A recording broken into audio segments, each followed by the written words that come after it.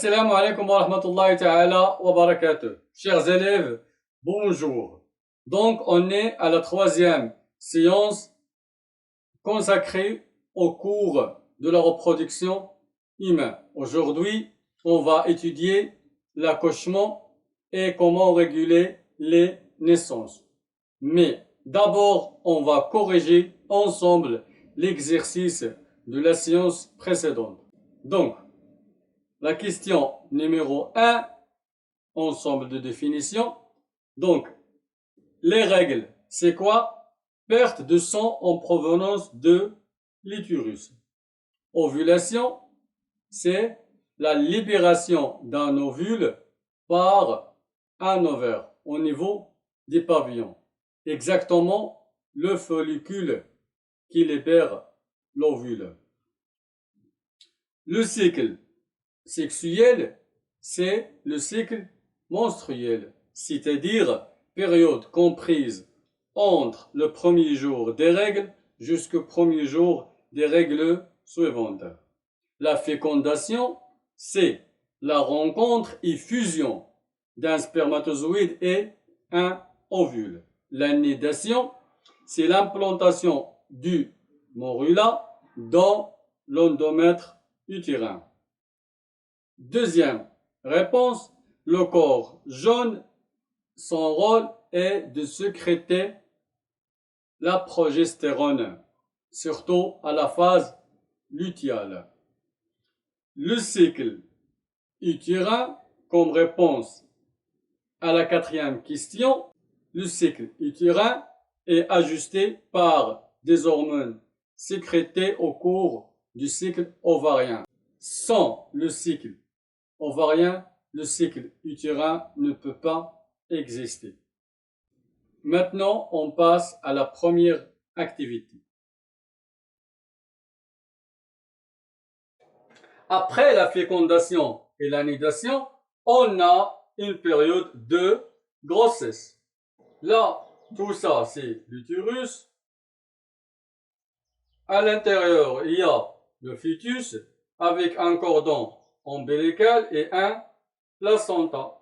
Ce placenta assure la nutrition du bébé en échangeant les nutriments avec le sang qui circule dans l'endomètre. Dans le placenta circule le sang du bébé et dans l'endomètre le sang de la mère. Ici arrive le moment de l'accouchement. C'est la première étape de l'accouchement. Tout ça. Donc, il y a col non dilaté. Donc, là, une dilatation d'1 centimètre et là, une dilatation de 10 centimètres. Tout ça, c'est la première étape de l'accouchement caractérisée par dilatation progressive du col de l'utérus. La deuxième étape, c'est l'expulsion de bébé. Cela se fait naturellement par les contractions des muscles de l'utérus à l'aide d'une sage-femme, bien sûr. Ici, la troisième étape de l'accouchement. Donc, durant cette étape-là, il y a expulsion du placenta et le reste du cordon ombilical. Cette phase, ou bien cette étape, c'est la délivrance, donc la dernière étape. On résume, là, on a un enfant à terme, c'est-à-dire la tête en bas, donc la femme est prête à l'accouchement. Là, la première étape, dilatation du col utérin avec la sortie d'un liquide appelé liquide amniotique. La deuxième étape, c'est l'expulsion. La troisième, c'est la délivrance. Donc, on a trois étapes. Dilatation, expulsion, délivrance. Là, on va parler de l'importance de l'allaitement naturel. Le lait maternel, il est composé de plusieurs constituants: l'eau, le lactose, un type de sucre, les protéines, les graisses, les sels minéraux. En plus de tout ça, on trouve les anticorps. Donc, les bienfaits de lait maternel: on a protection de l'enfant contre certaines infections, car il contient les anticorps. Ces anticorps-là sont transmis par le lait maternel. Il y a renforce des liens affectifs mère-enfant et renforce de la croissance de l'enfant, car le lait maternel est bien équilibré. Donc, de cette activité, on a vu que l'accouchement se fait en 3 étapes. La première, c'est la dilatation du col de l'utérus. La deuxième, l'expulsion. La troisième, c'est la délivrance. Donc, la dilatation, c'est l'ouverture progressive du col de l'utérus. L'expulsion, cela se fait avec des contractions de l'utérus. Et la délivrance, c'est l'expulsion du placenta et le reste du cordon ombilical. Après l'accouchement, le nouveau-né respire pour la première fois. On a vu aussi que l'allaitement naturel a beaucoup d'avantages. L'allaitement naturel, c'est-à-dire maternel, procure de nombreux avantages à l'enfant. Donc, le premier avantage, le lait maternel, c'est un aliment très riche et équilibré.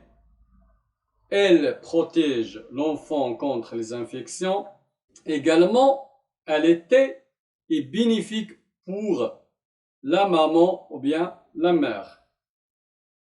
Premier avantage pour la mère, c'est la remise en place de l'utérus.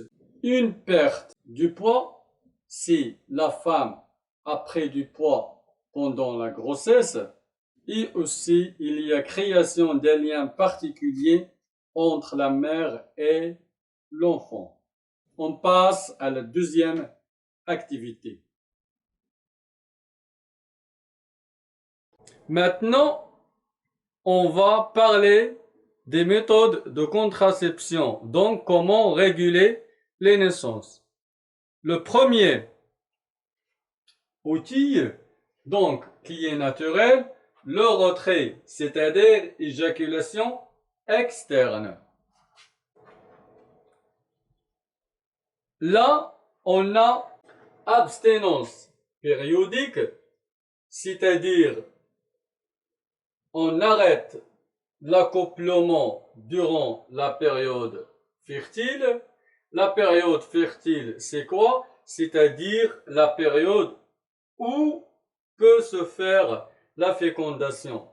Donc, si il y a ovulation au 14e jour, donc, et après, là, par exemple, on a l'accouplement, donc présence des spermatozoïdes. Ces spermatozoïdes peuvent rester 12 jours jusqu'à 5 jours dans les voies génitales femelles. Donc, toute cette zone-là, c'est une zone fertile ou bien une période fertile. Au maximum, les spermatozoïdes vivent 5 jours. Donc, les jours fertiles peuvent commencer dès le 9e jour. L'ovule, c'est là, il y a l'ovule, au maximum, il peut vivre 12 jours, le 15e et le 16e. Cette méthode est très risquée parce que les femmes n'ont pas un cycle menstruel idéal de 28 jours. Donc, cette période de fertilité peut varier d'une femme à une autre. Là, on a le préservatif qui est un tube en plastique, donc déposé sur le pénis, et ce préservatif peut aussi protéger contre les maladies sexuellement transmissibles. Ici, c'est le diaphragme pour les femmes. Il est généralement utilisé avec des spermicides, donc des substances qui tuent les spermatozoïdes. Ce diaphragme, on le dépose sur le col de l'utérus. Donc, les spermatozoïdes ne peuvent pas monter vers l'ovule. Là, on a le stérilet en cuivre et en plastique. On le met dans l'utérus et ça empêche l'anidation. Là, on a les pilules, le premier type. Donc, on a 28 comprimés. La femme, donc, prend chaque jour un comprimé durant tout le cycle menstruel. Là, un autre type, on trouve seulement 21 comprimés. Donc, la femme doit prendre 21 comprimés d'une manière successive, 21 jours. Là, on a l'implant contraceptif. C'est un petit bâtonnet que contient des hormones. Il est implanté généralement sous la peau du bras. Il peut rester efficace jusqu'à 3 ans. Ici, c'est une pièce ou bien un timbre appelé le patch contraceptif. Il contient des hormones. Donc, ces hormones-là sont absorbées au niveau de la peau pour arriver à la circulation pour empêcher l'ovulation.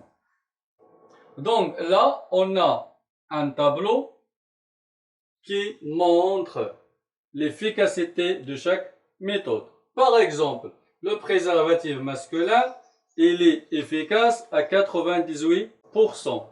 Donc, son mode d'action, il empêche la fécondation. Il est pratique, mais il peut s'éclater. Le diaphragme aussi empêche la fécondation. Son efficacité ne dépasse pas 94%. Le stérilet, il est plus efficace, 99%. Le stérilet, il empêche l'anidation et il doit être changé tous les 2 ans. Les pilules empêchent l'ovulation. L'efficacité plus très importante, 99,9%. L'implant contraceptif, le même, parce que ces deux-là, tous les deux, ce sont des hormones. L'implant aussi empêche l'ovulation. Donc, on a vu qu'il y a plusieurs méthodes pour réguler les naissances. Les méthodes naturelles. Premièrement, le retrait. C'est quoi? L'éjaculation n'a pas lieu dans le vagin. C'est-à-dire, à la fin de l'accouplement, l'éjaculation se fait à l'extérieur du vagin. La deuxième méthode, c'est l'abstinence périodique. C'est-à-dire éviter l'accouplement pendant les jours fertiles qui précèdent ou suivent l'ovulation. Maintenant, on passe aux méthodes mécaniques. Le préservatif masculin, c'est un étui simple qui recueille le sperme lors de l'éjaculation. Donc, les spermatozoïdes ne peuvent jamais rencontrer l'ovule. Le diaphragme, c'est une membrane souple qui se pose sur le col de l'utérus pour bloquer la progression des spermatozoïdes dans les voies génitales féminines. Et pour que le diaphragme soit efficace, elle est utilisée en même temps avec des spermicides, c'est-à-dire des substances qui tuent les spermatozoïdes. Le stérilet. Le stérilet est un dispositif en plastique et en cuivre. Sa présence rend l'endomètre inapte à l'anidation d'un embryon. Donc le stérilet bloque l'anidation. Maintenant, les méthodes contraceptives chimiques. Il y a d'abord les pilules. Ce sont des comprimés à base d'hormones qui bloquent l'ovulation et agissent sur l'endomètre qui ne peut plus accueillir l'embryon.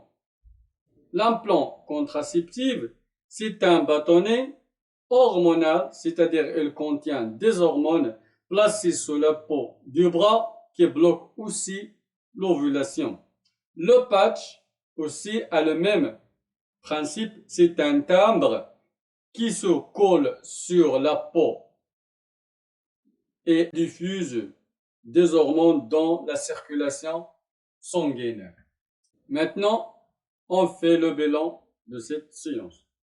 Après 9 mois de grossesse, la naissance commence par la dilatation du col de l'utérus et des contractions qui provoquent l'expulsion du bébé, suivi par la délivrance, la dernière étape de la croissance. Et pour réguler les naissances, on utilise plusieurs méthodes. Donc, on a des méthodes naturelles, le retrait et l'abstinence, et des méthodes mécaniques, le préservatif et le diaphragme, et méthodes chimiques, les pilules, l'implant et aussi le patch. Voilà, on termine la 3e séance. Je suis ravi d'être avec vous pendant ces 3 séances et bonne chance à tout le monde.